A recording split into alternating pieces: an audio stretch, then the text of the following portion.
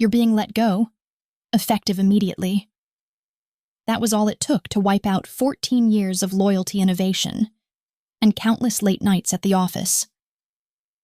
I sat across from two people I barely recognized, faces still fresh from the latest corporate reshuffle, watching them deliver the news with rehearsed sympathy, and eyes that wouldn't meet mine. No warning, no thanks. Just a printed packet slid across the table, and a vague nod toward something called organizational realignment. The new CTO, Ryan Caldwell, gave me a thin, practiced smile. It's nothing personal, Madison. We're just streamlining. I glanced at the severance offer, 2 months' pay. 2 months for nearly a decade and a half of building the very systems they now called too complex to maintain. My name is Madison Blake. I was the director of engineering at Ardent Solutions, a mid-sized tech firm that weathered 2 recessions, 3 acquisitions, and even a data breach, all thanks to systems I designed, systems no one else fully understood because they never invested in proper documentation, no matter how many times I asked. But now, apparently, I had become too expensive. This isn't just a story about being let go. It's about what happens when the people you built everything for forget why they needed you in the first place. And what happens next might just surprise you. Before we dive in, grab a cup of tea, turn up the volume, and drop a comment to let us know where in the world you're listening from and what time it is for you right now. We love seeing how far these stories travel. Back then, Ardent wasn't even called Ardent.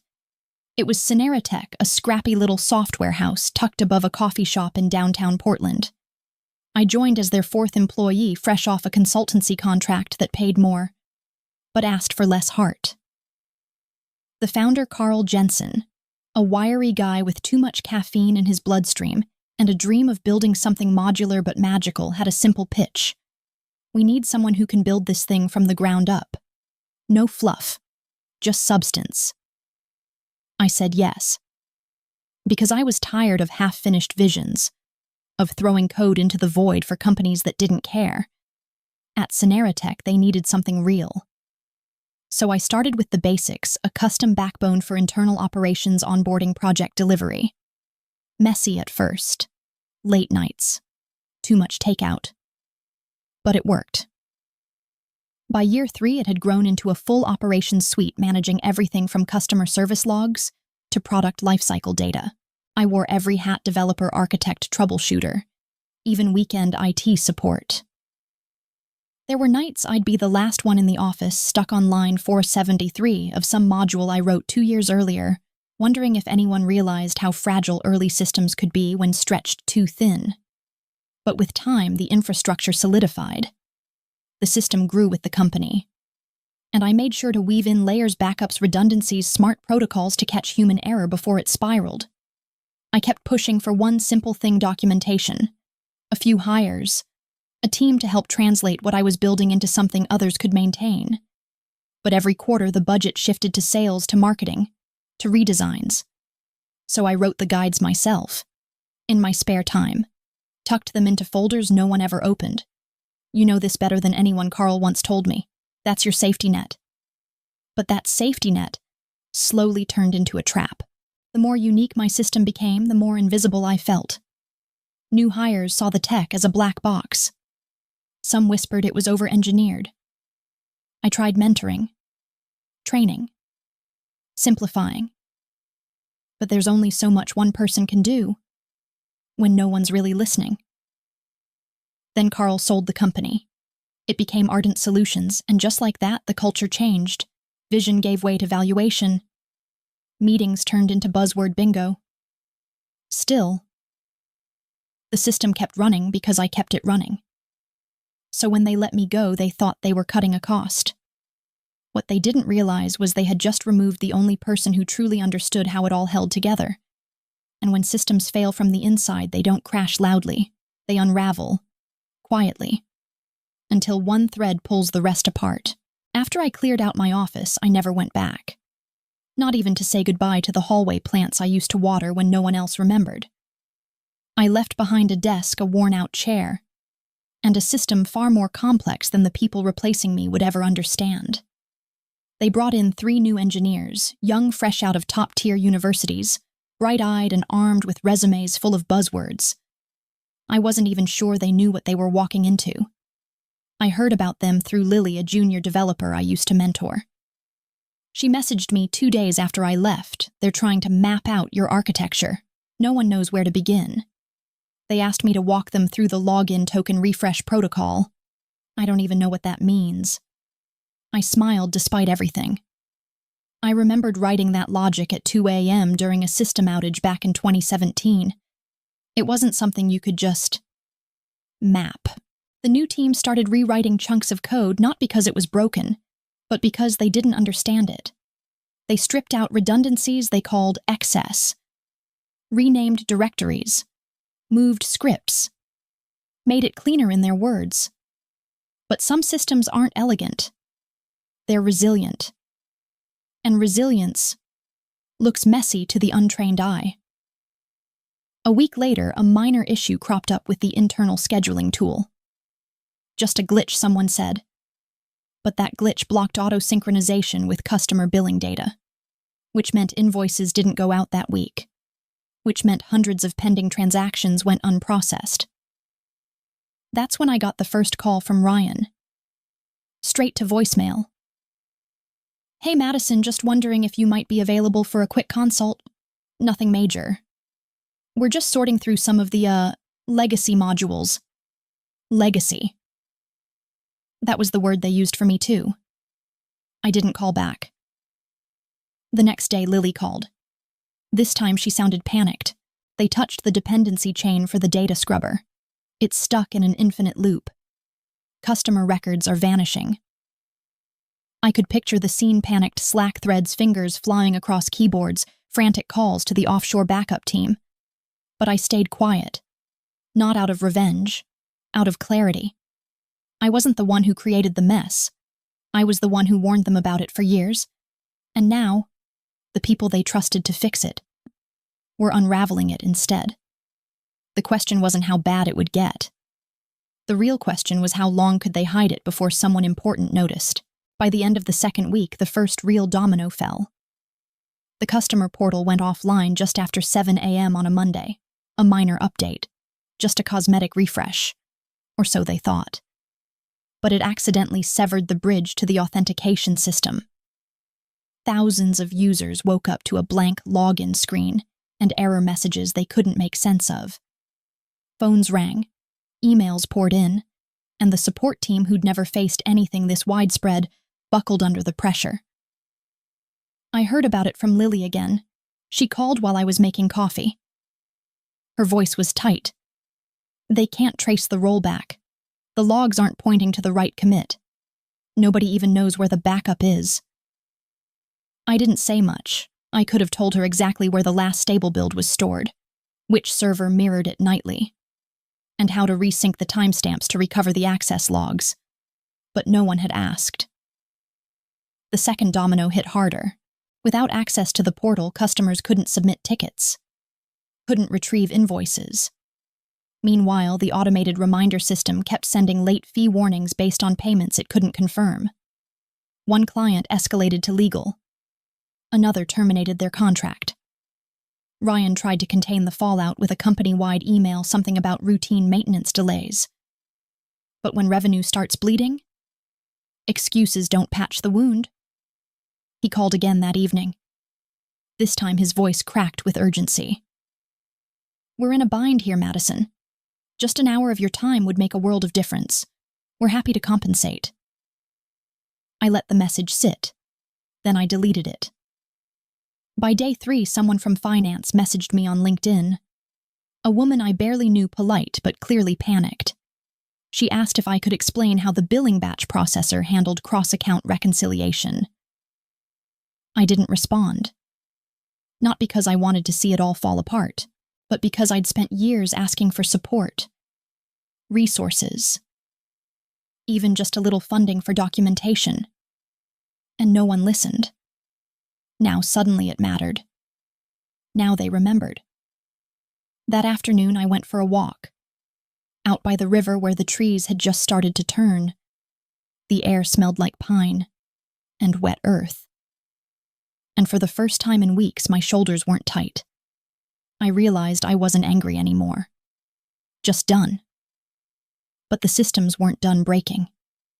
The real cracks hadn't even surfaced yet. Because what failed next wasn't a module or a feature. It was the core, the thing that held everything together. And the person reaching out next wouldn't be Ryan. It would be someone I never expected to hear from again. The email came late on a Thursday night, just as I was closing my laptop. Subject line, coffee simple, almost too casual. I nearly deleted it, assuming it was spam, until I saw the sender's name, Eli Monroe. I hadn't heard that name in over 8 years. Eli had been one of my interns back during Ardent's early growth days, long before the rebrand, before everything got too big for its own good. He was sharp, curious, the kind of engineer who asked the questions that mattered. After his internship, he went off to grad school, then disappeared into the tech ether. But now he'd resurfaced, and not just anywhere he was. Now the director of technology at Beacon Tech 1 of Ardent's leaner, faster-growing competitors. I agreed to meet him for coffee the next day, partly out of curiosity, partly because I missed talking shop with someone who understood systems. We met at a quiet cafe tucked between a bike shop and an old bookstore. He looked older, of course, but still had that same spark in his eyes. I heard what happened, he said once we sat down. Ardent made a mistake. We've been watching from the sidelines, and now, well, we're ready to build something better. From scratch, clean, scalable, with no shortcuts this time. I listened carefully. I'd heard that kind of pitch before once from Carl all those years ago, but this time it wasn't just a dream. Beacon had funding, urgency, and something Ardent never had: humility. We want you to lead it, Eli continued. Chief Systems Architect. Full autonomy.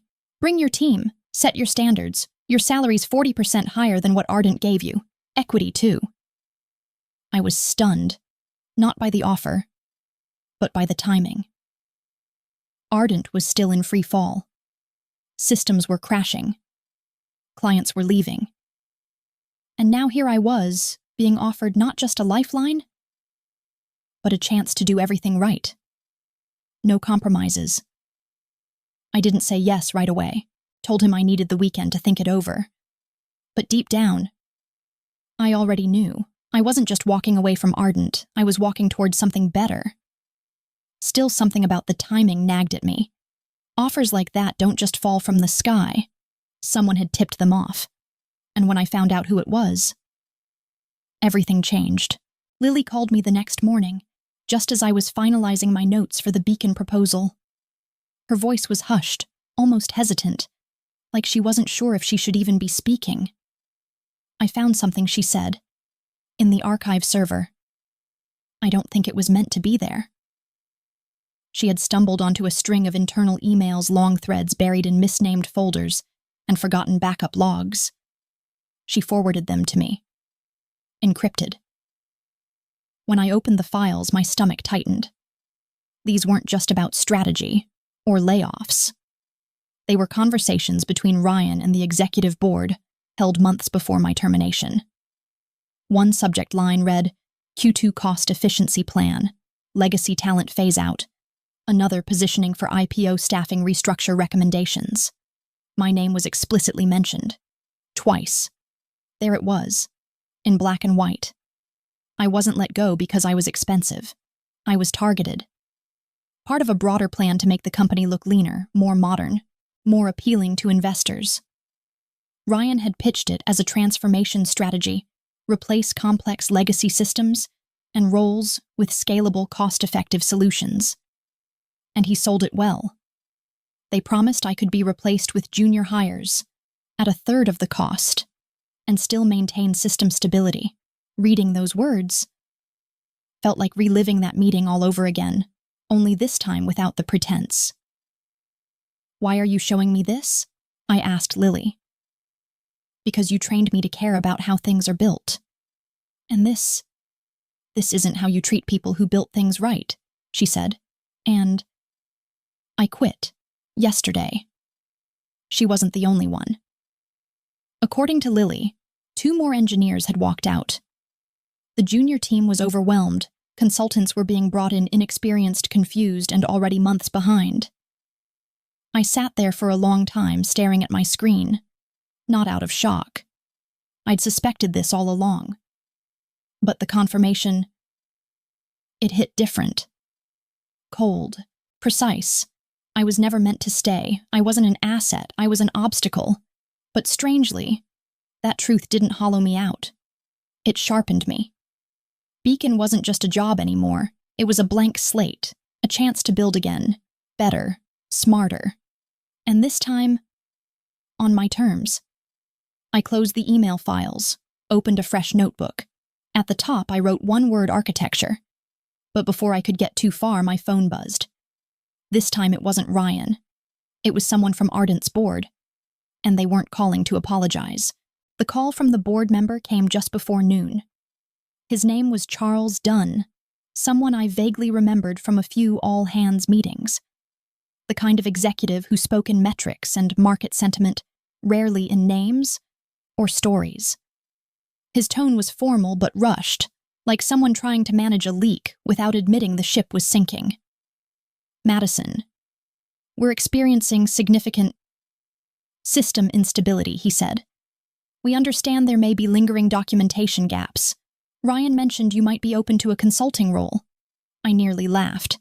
Not because it was funny, but because of how neatly the irony wrapped around itself. Documentation gaps. They were treating my absence like a clerical oversight, not the result of a calculated erasure. But I didn't say that. I just let the silence stretch. He cleared his throat. We're prepared to offer a substantial hourly rate, $500, possibly more. The situation is affecting client confidence. We're hoping to resolve things quickly. I thanked him for the call, told him I had a full-time offer elsewhere, which was true.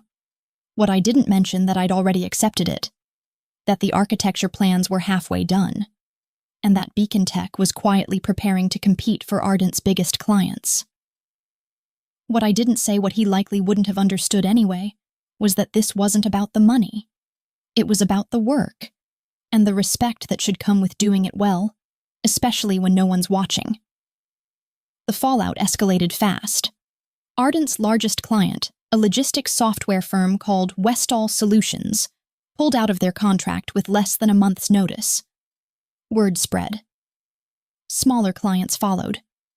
Lily texted me updates daily. More bugs, more complaints, more engineers jumping ship. One morning she sent a photo.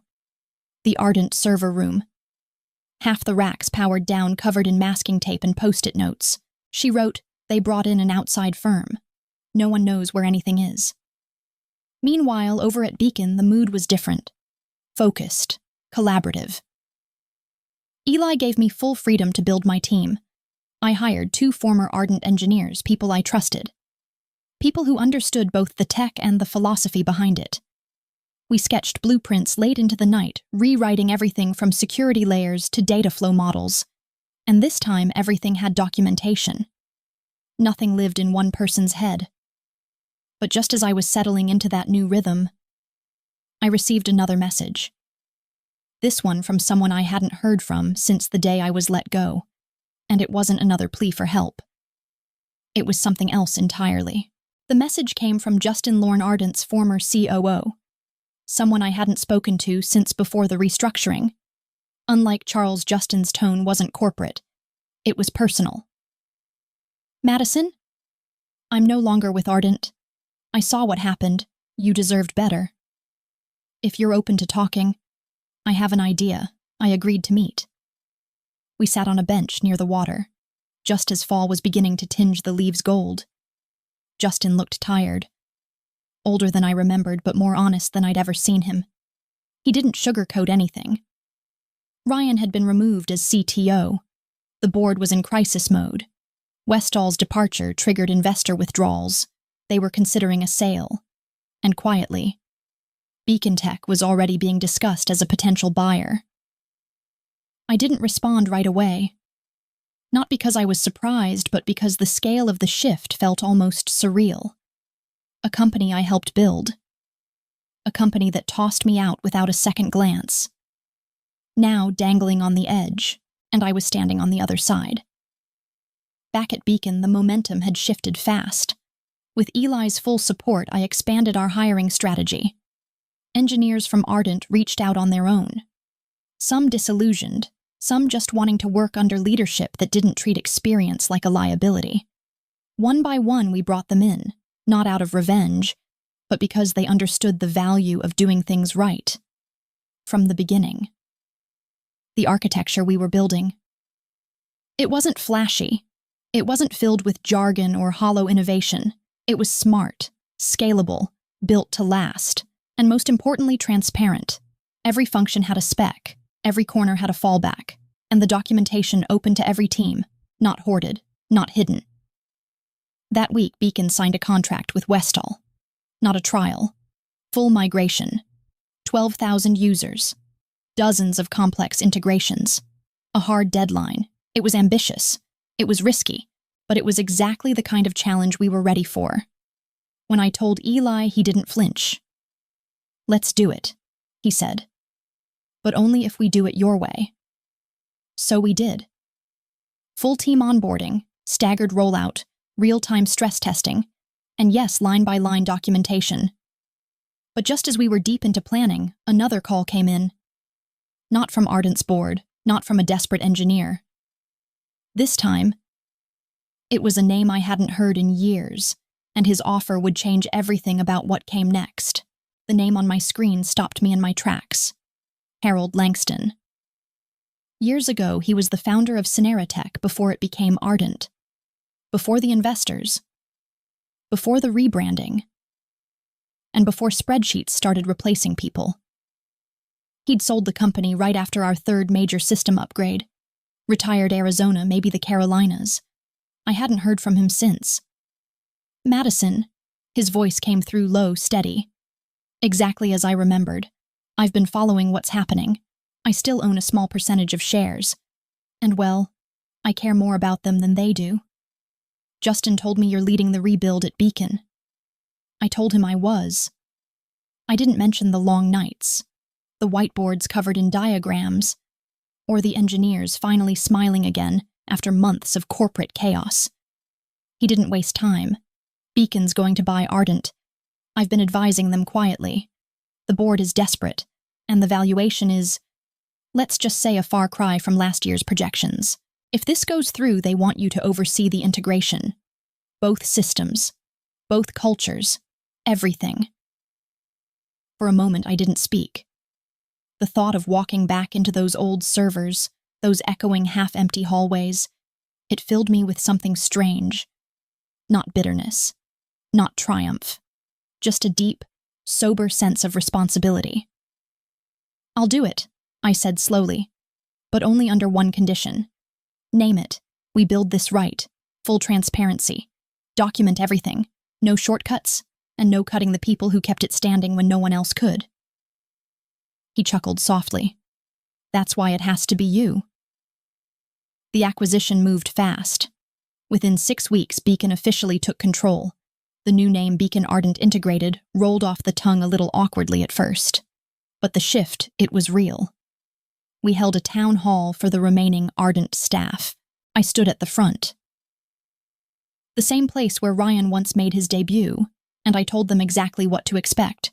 Structure, training, and respect. Not everyone stayed. Some couldn't let go of the old ways, but many did, and the systems, those once fractured brittle bones of the company, began to heal. One day I was walking through the old Ardent building, now bearing new signage, and past the server room. I didn't stop. We were already migrating everything to the new infrastructure. But in that quiet moment, I realized what had truly come full circle. Not just the company. Me.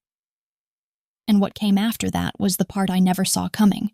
6 months after the acquisition, I stood in what used to be Ardent's executive conference room, now repainted, refurnished, and filled with people I once mentored, worked beside, or barely knew at all. The integration was complete. Beacon's systems now ran everything, from billing to support, to the backbone of operations across both companies.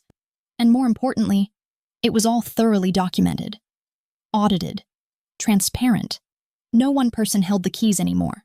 That was the point. Lawrence Beacon's CEO had just wrapped up presenting the quarterly results. Growth was steady, churn was down, and most importantly, trust had returned to clients, to engineers, to every team that had been watching the transition unfold. Then he turned to me. "Madison," he said, "they've approved your proposal. The technical education division will launch next quarter. You'll have full autonomy." I nodded, more moved than I expected to be. It wasn't about prestige. It was about building something that would outlast any one architect. A space to train new engineers, not just in code, but in thinking in systems, in documenting, communicating, caring. All the things no one taught me. The things I had to learn. The hard way. Later that afternoon, I packed the last few things from my temporary office. I was moving across campus to a new space, the first ever training center under Beacon's name. As I zipped up my laptop case, there was a knock. It was Lily, smiling, notebook in hand. "Orientation meeting." 10 minutes, I said. As we walked into the hallway, I saw Justin again. He was consulting part-time now, helping manage legacy clients through the transition. He stopped me by the elevator. "My dad asked about you," he said. "He's retired in Santa Fe. Still reads company news. He was glad to hear you're backing away." I smiled. "How's he doing? Fishing a lot? And he always said letting you go would be their biggest mistake." Maybe it was. But looking back, I don't see it as a mistake anymore. I see it as the push I needed. That evening, I took the long way home along the coast where the wind traced soft patterns on the water, and the sky held that gentle orange of a day well spent. I thought about legacy, not as something you leave behind, but as something you pass on. Actively, deliberately. I never sought revenge. I never needed to. I built again, this time better. And if this story has moved you, please leave us a comment. Tell us where in the world you're watching from, and what time it is for you right now. We love seeing how far these stories travel.